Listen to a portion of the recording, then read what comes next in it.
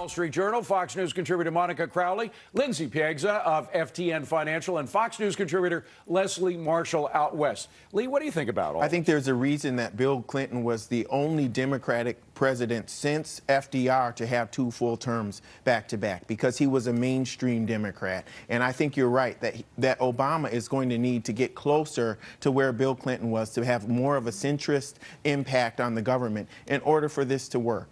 Well, Leslie, where are the Democrats that cooperated with the Republicans in welfare reform? Where are the Democrats who cooperate with Reagan on the tax cuts? They don't seem to be around anymore, not leading the way. Well, true. I mean, we have a different composite of Congress in Washington, but we also have a very different time, David, in the economy. I mean, the economy was booming during the Clinton years, not only with the dot-com bubble and not only with the huge gains in the market. We also didn't have the military spending that we incurred prior to Barack Obama being president. And then on top of it, if you remember, the taxes that were raised were almost exclusively on the higher earning taxpayer, so the rich or the wealthy. So that could show that letting the Bush tax credits expire could be a good thing and would go back to a portion of what actually Clinton did. And another thing Clinton didn't do was borrow money from China every time he turned around. Well, that's a good point. But, Lindsay, in fact, we had a major tax cut during the Clinton administration, a cut in the capital gains tax, and that led to a boom. That some people say was the main reason why the dot-com boom took off. And this is the fundamental misunderstanding. If we have a tax rate at 0 or a tax rate at 100%, you're going to collect the same amount of revenue. If you make the private sector a minority partner with the government, you remove, if not completely eliminate, the incentive to invest and grow the private sector and businesses. And that's what puts people back to work and grows this economy. And Monica, jobs, it is all about jobs. Everybody agrees. Housing market's not going to turn around until we have jobs. Consumer spending until we have jobs. Jobs are the key. And to do anything at this point that risks people not hiring more workers is going to be disastrous. Well, exactly right. And look, Bill Clinton did have a higher tax rate, but he could essentially have the luxury of doing that because he was presiding over a booming economy. We don't have that luxury now. The only way you're going to create jobs in the private sector is to focus on the growth aspect of this. We can focus on cutting spending, and that's very important, but you have to couple that with focusing on growth, and the only way you do that is by keeping the tax burden to a reasonable level, keeping it low so that small businesses, medium and big businesses can hire people. But Rick Santorum, we have to cut so much right now. You mentioned health care. I mean, even if some of the health care law remains, I mean, granted, if there's a Republican Congress, they might succeed in overturning some of it in a couple of years. But even some of the new Obamacare programs are enough to make us continue to go bankrupt and continue to build the deficit. Oh, I don't think there's any question that whoever takes control in this next session of Congress is going to have to look seriously across the board. And that means, stepping up to the plate and obviously try to do something on Obamacare. But also, we've seen a lot of reports lately about, the amount of money that federal employees get paid. That they're getting paid twice of what the private sector gets paid when you look at their pay and benefits. I mean, we have to address this problem and the explosion of the federal workforce and the amount of money that they get paid. But Rick, we have to look at Medicare. We have to look at Medicaid. Rick, wait a minute. Don't those administrators in Bell, California deserve $1 million a year for the work they're doing? I mean, come on. What kind of cruel, cold-hearted Republican are you? Of course, excluding them, of course, they deserve it. I'm talking about the rest. Rick Santorum and panel, thank you very much. Coming up on deck, the government is cool. Bad news on the jobs front. That story top in tonight's 2 minutes drill. Let's welcome back our panel. Lee Hawkins, Monica Crowley, Lindsay Piegza, and Leslie Marshall.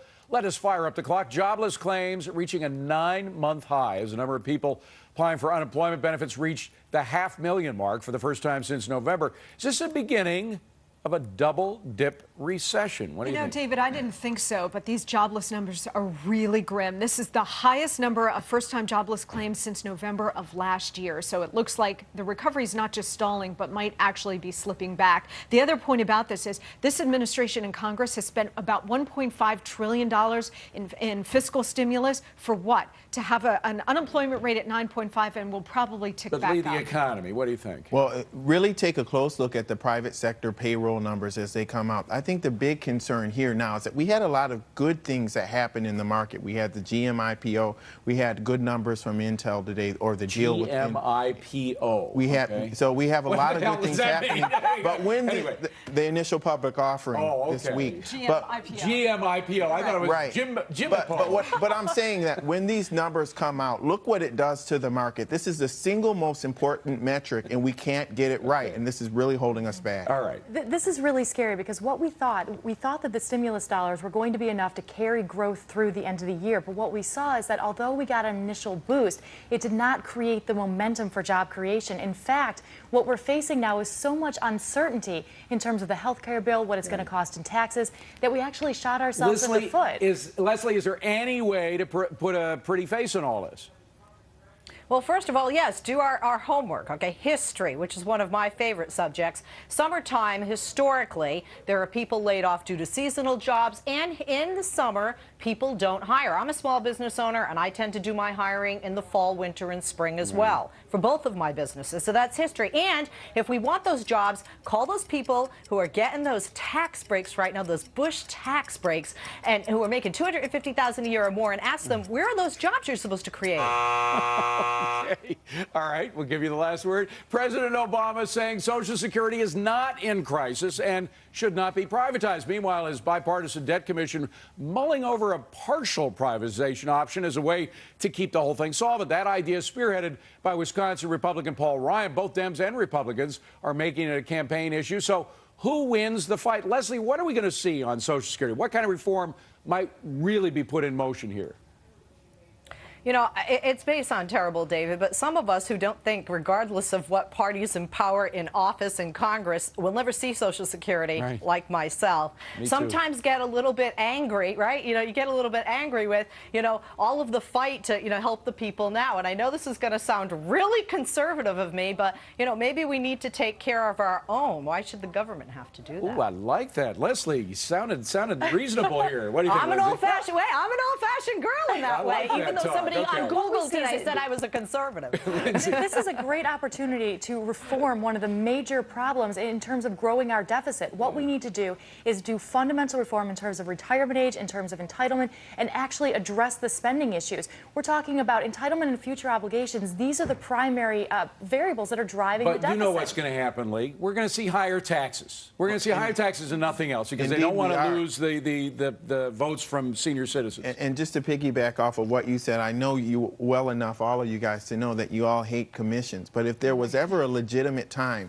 for a bipartisan commission on Social Security, this would be the time. But they've had them before, and they haven't. Remember the Kissinger Commission? Exactly. And usually what it turns out to be is a fig leaf for, as you mentioned, higher taxes, whether we're looking at a VAT tax, a national sales tax, or increasing income taxes or taxes on businesses. But look, we don't like fig leaves. Look, I agree with it. No, well, in certain contexts. Lindsay is right when she says that we have to deal with these out-of-control entitlements. That's true. But those issues are not in the context of the November election. And for Obama to bring it up now is really disingenuous. Okay, a federal grand jury has indicted former pitcher Roger Clemens for allegedly lying to Congress about using steroids. The 7-time Cy Young Award winner facing charges of obstruction of Congress, making false statements, and perjury.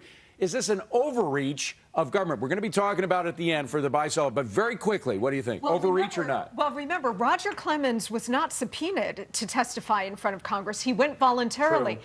And Congressman Tim Davis, the Republican, and Henry Waxman, the Democrat, said to him before his testimony, we're glad that you're here. We hope you can shed light on this. Just don't do one thing, and that is lie. I don't think Congress should have ever been looking into steroids in the beginning. This is not the right forum to see them actually cherry-pick players and bring them in before this big jury here. I just don't think. Of course, if you lie in front of Congress, you got to pay the price. There's certainly going to be repercussions, and I understand that, but it's not the place for the government to be overstepping here. And at a time when we have 10% unemployment, don't we have better things to be looking into? Leslie, do you think Congress ever should have looked into it? I don't think Congress should have anything to do with professional athletes and using steroids. And any athlete who's using steroids is cheating, and shame on them. They're not an athlete. Yeah, but leave it in the sports world. Thank you, gang, and we want to know what you think, by the way.